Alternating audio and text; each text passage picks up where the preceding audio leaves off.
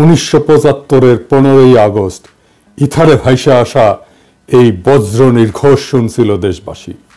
প্রবল প্রতাপশালী শেখ মুজিবের শাসনের অবসান হয়েছে, সারা দেশে কারফিউ জারি হয়েছে। কিন্তু কি অবাক ব্যাপার, কারফিউ ভেঙে দলে দলে উৎফুল্ল জনতা নেমে আসছে রাস্তায়। চারিদিকে মুক্তির আনন্দ, এক বর্বর স্বৈরাচারের পতন হয়েছে। তারপর সন্ধ্যাবেলা খন্দকার মোস্তাকের পাশে কোমরে রিভলভার গুজে যেই অফিসার শপথ নেওয়াতে যাচ্ছেন তিনি ছিলেন মেজর ডালিম। মেজর ডালিম রাতারাতি হয়ে উঠছিলেন নায়ক, সাহসের প্রতিমূর্তি। তারপরে 75-এর সব বীরকে পাঠানো হলো নির্বাসনে। সে আরাক আলাপ আর একদিন করব। এরপর তিনি শুধু নামই ছিলেন ইতিহাসে। উনার সাথে আমার প্রথম যোগাযোগ হয় 2019-এ প্যারিসে আসার পরে। উনার সাথে চ্যাটিং হতো। উনার একটা ফেবু আইডি ছিল ফ্যালকন আইজ নামে। নানা বিষয় আলাপ হইতো। ব্যাপক পড়াশোনায় ভদ্রলোকের।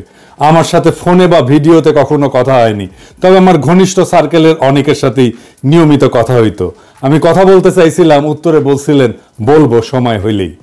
আমার স্বাধীনতা উত্তর বাংলাদেশ বইটা প্রকাশিত হইলে পড়তে চাইছিলেন, আমি পাঠাইছিলাম সুইডেনে ওনার এক শিষ্যের কাছে।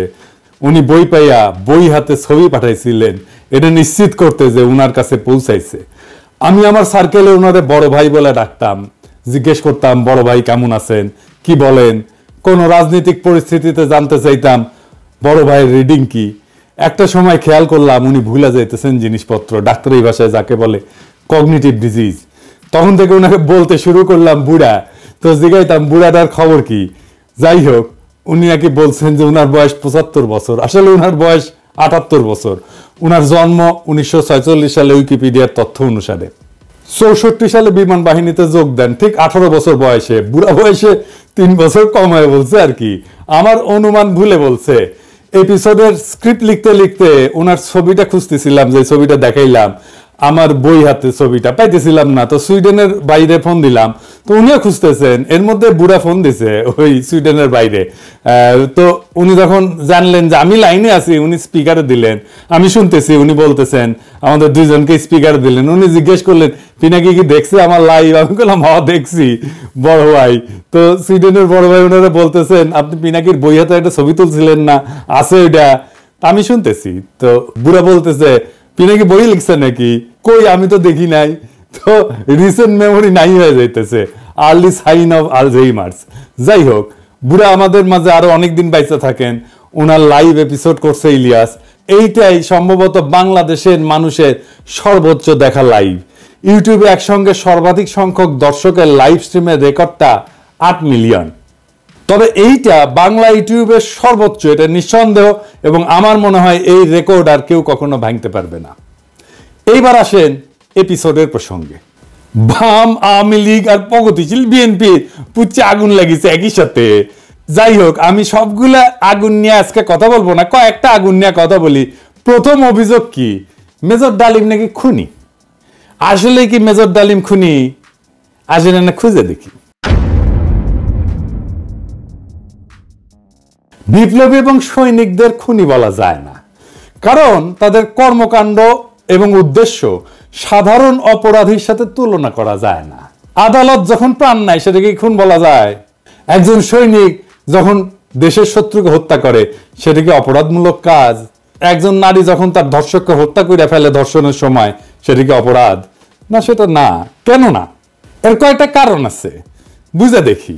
1 নম্বর কারণ, নৈতিক পার্থক্য, মোরাল জাস্টিফিকেশন। বিপ্লবীরা সাধারণত বিদ্যমান শাসন ব্যবস্থার অন্যায় বা নিপীড়নের বিরুদ্ধে সংগ্রাম করে। তাদের কর্মকাণ্ড একটা বৃহত্তর সামাজিক এবং রাজনৈতিক পরিবর্তনের উদ্দেশ্যে পরিচালিত হয়, বৃহত্তর স্বার্থে। নৈতিক দৃষ্টিকোণ থেকে এটা ন্যায় যুদ্ধ, জাস্ট ওয়ার, এই ধারণার সাথে সম্পর্কিত। সৈনিকেরাও একটা প্রতিষ্ঠিত রাষ্ট্র বা আদর্শ রক্ষার জন্য কর্তব্য পালন করেন। 2 নাম্বার, উদ্দেশ্যের মাহাত্ম্য। এটাকে ইংরেজিতে বলে এন্ডস ভার্সেস মিনস। বিপ্লবী বা সৈনিকদের কর্মকাণ্ডের উদ্দেশ্য ব্যক্তিগত স্বার্থ না, বরং এটা বৃহত্তর সমাজ জাতির জন্য।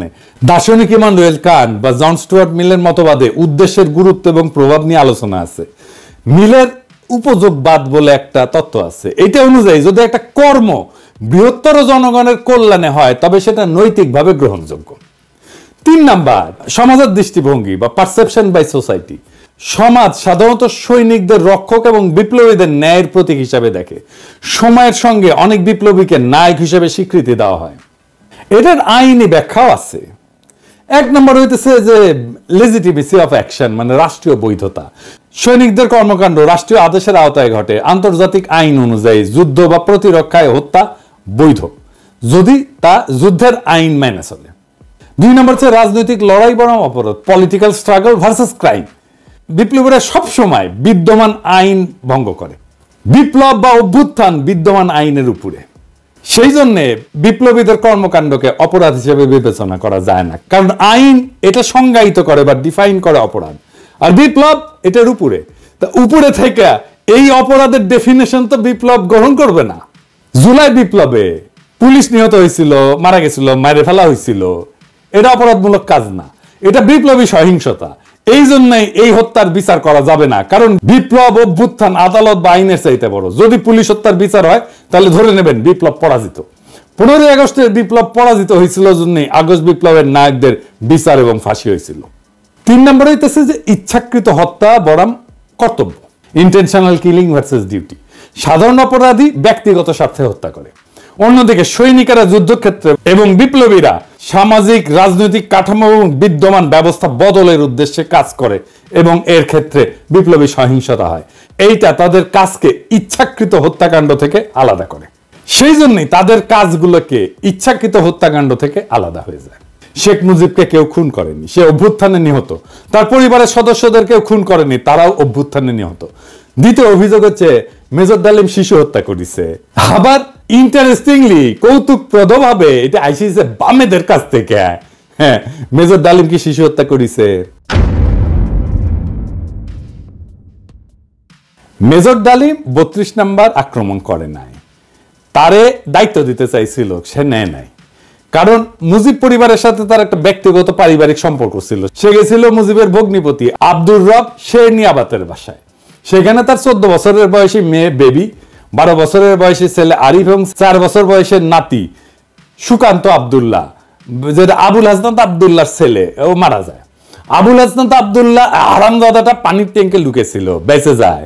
কিন্তু কথা হইতেছে বাড়ির নারী আর শিশুদের বন্দুকের মুখে ফেলায় পানির ট্যাঙ্কে লুকেছিল কেন হারামজাদাটা? ওইটা জয় বাংলা হইলে তো আরো সুবিধা হইলেনি। যাই হোক, এবার আসেন দেখি মহান বিপ্লবের সময় শিশুদেরকে হত্যা করা হয়েছিল যতগুলো বিপ্লব হয়েছে ইতিহাসে, যেগুলোর নাম জানি আমরা, যেগুলো নিয়ে কাইট হয়ে পড়ে যায় বিপ্লবীরা। আসেন সেটা দেখি। ফরাসি বিপ্লবের সময় লুই শার্লস, যাকে লুই সপ্তদশ বলা হয়, মানে রাজা ষোড়শ লুই এবং মেরি আন্তোয়ানেটের ছোট ছেলে, বন্দি অবস্থায় খাইতে না দিয়ে কারাগারে রেখে মৃত্যুর দিকে ঠেলে দেওয়া হয়। যখন তার মৃতদেহ বের করা হচ্ছিল তার শরীরে কোনো মাংস ছিল না, কঙ্কালের উপরে চামড়া। বিপ্লবীরা হত্যা করবে না, কারণ তাদের পবিত্রতা নষ্ট হবে, কিন্তু খাইতে না দিয়া দিনের পর দিন কষ্ট দিয়া মেরে ফেলা যাবে। তো ফরাসি বিপ্লব নিয়ে আধিখ্যাত তো করে সবাই, আবার রুশ বিপ্লব নিয়ে তো বামেরা কাইট হয়ে পড়ে যায় না? যে বামেরা কবে তাদেরকে কইবেন এটা, যে রাশিয়ার জার দ্বিতীয় নিকোলাস এবং তার পরিবারের সদস্যদের বন্দী করে কমিউনিস্টরা। জার কিন্তু তখন ক্ষমতায় না, জারের ক্ষমতা অনেক আগেই চলে গেছে। কমিউনিস্টরা কিন্তু জারের কাছ থেকে ক্ষমতায় নেয়নি। কমিউনিস্টরা কেরেনস্কি সরকারকে উৎখাত করে ক্ষমতা নিয়েছে, মানে লেনিন। ক্ষমতা নেওয়ার পরে 18 সালের 17 জুলাই একসাথে হত্যা করে এই জারের পরিবারকে, তার স্ত্রী আলেকজান্দ্রা এবং তাদের 5 সন্তান, অলগা, তাতিয়ানা, মারিয়া, আনাস্তাসিয়া এবং অ্যালেক্সি। লেনিন মনে করছিল জারের পরিবার যদি বেঁচে থাকে তাহলে তারা রাজতন্ত্র পুনরুদ্ধারের জন্য কাজ করতে পারে। এই জন্য পুরা পরিবারকে হত্যা করার সিদ্ধান্ত নেওয়া হয়। পরিবারের সকল সদস্যদেরকে কমিউনিস্ট বিপ্লবীরা গুলি করে হত্যা করে, পরে তাদের মৃতদেহ অ্যাসিড দিয়ে বিকৃত করে মাটিতে পুঁতে ফেলা হয়। এর মধ্যে আনাস্তাসিয়া নিকোলায়েভনার এর বয়স ছিল 17 বছর, আর অ্যালেক্সি নিকোলায়েভিচের বয়স ছিল মাত্র 13 বছর। দুই ক্ষেত্রেই প্ল্যান করে মারা হয়েছে অনেক পরে। 15 আগস্টে শিশুরা মারা গেছে কোল্যাটারাল ড্যামেজে, প্ল্যান করা হয়নি যে শিশুদের মারা হবে।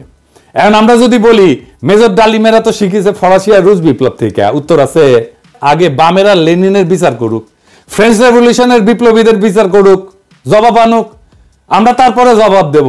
এখন অনেকের মনে প্রশ্ন এসেছে যে মেজর ডালিম কি তাহলে দেশে ফিরবেন বা ফিরতে পারবেন? আমাকে সুইডেনের ভাই, বড় ভাই, যিনি মেজর ডালিমের শিষ্য, উনি বলছেন ওনারে তো দেশে আনা দরকার। উনি অবশ্যই দেশে আসবেন। আমরা নতুন সংবিধান লিখলে 15 আগস্টকে বিপ্লবী অভ্যুত্থানের মর্যাদা দেব। আগের রায় বিচার সবকিছু ইনভ্যালিড হয়ে যাবে।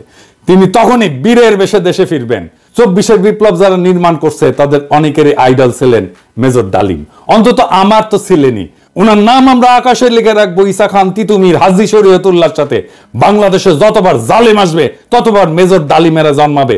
কখনো তাদের নাম হবে আবু সাইদ, কখনো তাদের নাম হবে মীর মুগ্ধ, কখনো তাদের নাম হবে ওয়াসিম, আনাস। আমরা এক একটা তারার নাম দেব এই বীরদের নামে।